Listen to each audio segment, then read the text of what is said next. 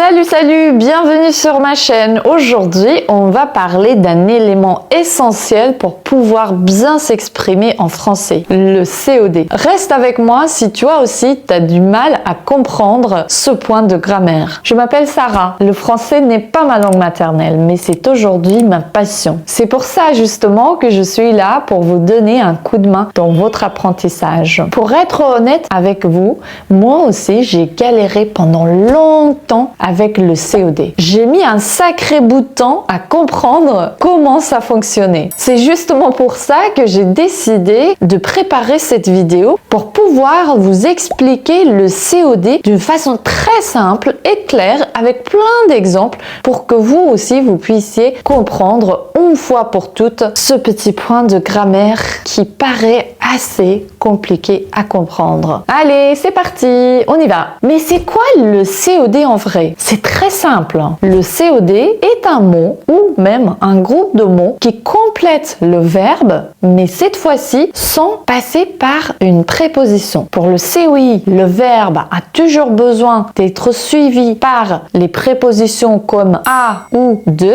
alors que pour le COD, le verbe n'a pas besoin de préposition. Je mange une pomme. Qu'est-ce que je mange? Une pomme. Alors, une pomme, c'est le COD. Il n'y a pas de A ni de, c'est direct. Je mange quoi? Qu'est-ce que je mange? Je mange une pomme. Une pomme se place directement après le verbe. Mais comment deviner si un verbe a besoin de COD? C'est simple. Tu veux savoir si un verbe a besoin de COD? Pose-toi ces deux questions. Qui?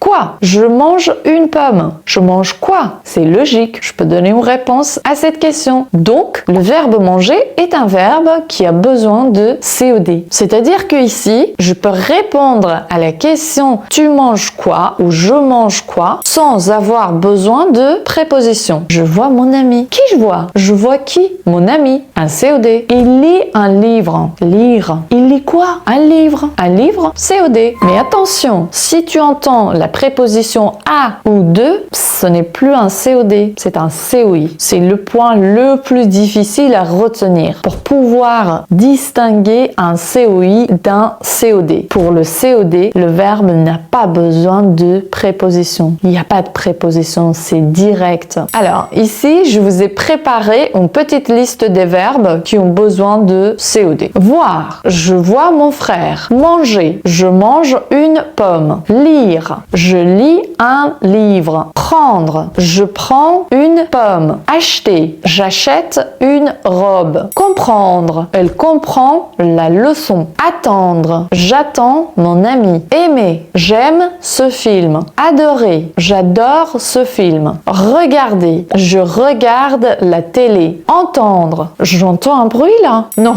je me suis trompée. Écouter, nous écoutons de la musique. Chercher, je cherche mes clés. Trouver, j'ai trouvé une solution parfaite. Perdre, j'ai perdu mes lunettes. Elles sont où mes lunettes? Un petit conseil tout simple. À chaque fois que tu es en train d'apprendre un verbe, pose-toi cette question. Est-ce que ce verbe est suivi par une préposition ou pas? Si oui, je l'apprends avec le verbe. Sinon, tant mieux. J'avoue que ça sauve la vie. Voyons quelques exemples ensemble. Je vois mon ami ce soir. La phrase est correcte. Je vois qui? Je vois mon ami. Mais alors, si je voulais remplacer mon ami par un pronom, comment je le ferais? Mais quels sont ces pronoms? Me, te, ça peut être aussi M apostrophe, T apostrophe. Troisième personne singulière, le masculin, la féminin, nous, vous. Et finalement, les féminins ou masculins, on s'en fout. Ça change pas. Revenons à notre exemple. Je vois mon ami ce soir. Mon ami est un homme, je dis je le vois. Ou il s'agit d'une femme,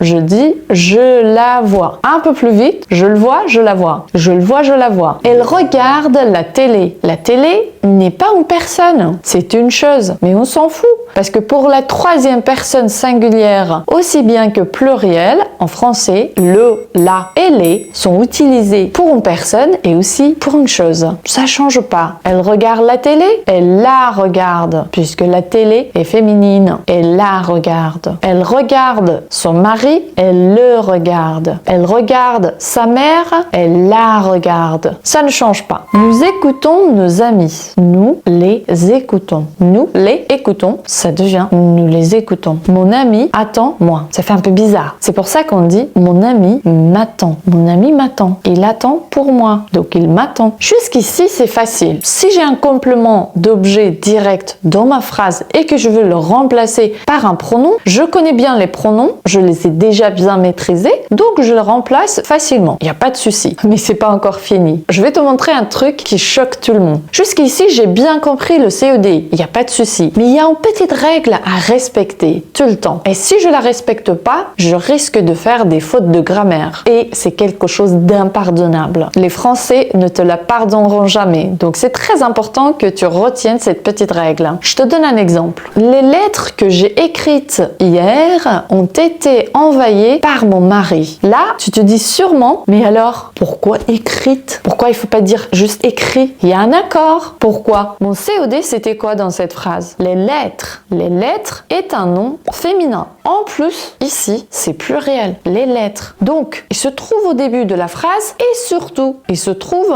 avant le verbe. C'est-à-dire que dans la phrase, il y a d'abord mon COD et ensuite mon verbe. Les lettres que j'ai écrites. Dans ce cas-là, je suis obligée de faire l'accord. Sinon, c'est une faute. Mais attention, c'est pas tout. C'est pas parce que le COD se trouvait avant le verbe que je dois faire l'accord. Mais c'est surtout quand mon verbe est conjugué au passé à l'aide du verbe avoir. C'est là que je dois faire l'accord. Déjà que le COD se trouve avant le verbe, en plus, mon verbe est un verbe qui se conjugue avec le verbe avoir au passé composé. Dans ce cas-là, je suis obligée de faire l'accord. Les lettres que j'ai écrites. Mais si mon COD se trouvait après le verbe, j'allais pas me prendre dans la tête pour faire cet accord-là. C'était pas nécessaire. J'ai mangé des pommes. Ok, j'ai mangé des pommes. J'ai mangé une pomme. C'est bon. Si je disais j'ai mangé une pomme, rien ne changerait. Pas besoin. Parce qu'une pomme se trouve après le verbe. Mais quand je remplace une pomme par le pronom et que je dis je l'ai mangé, je parle de quoi? J'ai mis le pronom là dans ma phrase. Il s'agit d'une pomme, donc un mot féminin. C'est pas pluriel, heureusement. Donc là, je dis je l'ai mangé et je suis obligée de mettre encore un E après manger. Parce que d'abord, mon COD se trouve avant le verbe est conjugué au passé composé, en plus avec le verbe avoir. Je l'ai mangé, je fais l'accord. Nous avons écouté des chansons, tout va bien. Mais si je disais les chansons que nous avons écoutées étaient géniales. Les chansons que nous avons écoutées. Dans ce cas-là, il faut encore faire l'accord. Dans ce cas-là, chanter avec un E plus un S, parce que les chansons, c'est féminin pluriel. Les livres que j'ai lus étaient traduits depuis l'anglais. Les livres que j'ai lus. Les livres pluriel, mais masculin. Donc, lu avec un S. Bravo, t'as suivi jusqu'ici. Et maintenant, c'est mon tour. Je te propose un défi. Écris-moi 2 phrases avec le complément d'objet direct, d'abord, dans les commentaires, bien sûr, et ensuite, essaye de remplacer tes compléments avec un pronom. Je corrigerai tes phrases avec plaisir. Et aussi, si cette vidéo a été utile pour toi et que tu as appris des choses sur le COD, n'hésite pas à t'abonner, d'activer la cloche ou même me laisser des commentaires, me proposer des sujets pour les vidéos à venir. Moi, je suis là pour qu'on puisse progresser ensemble en français, qui n'est pas notre langue maternelle, mais qui est aujourd'hui notre passion. Je te dis à bientôt!